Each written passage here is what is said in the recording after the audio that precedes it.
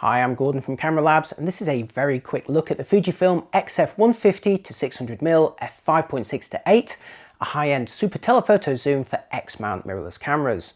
Announced in May 2022 and costing $1999 or £18.99, it delivers an equivalent range of 225 to 900mm, and Fujifilm describes it as being sharper than the XF 100 to 400 when that's coupled with a teleconverter. It's unsurprisingly the largest XF lens to date, 315mm long, 99mm in diameter, and at 1605 grams, only the 200f 2.8 is any heavier, although in your hands the 150 to 600 does actually feel lighter than it looks.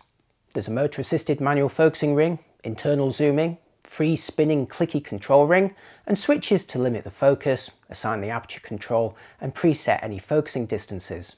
It takes front-mounted 82mm filters, supports optical image stabilization with up to 5 stops of compensation, linear focusing motors, full weather sealing, and a removable tripod foot with a handy Arca Swiss compatible dovetail. Thanks for that.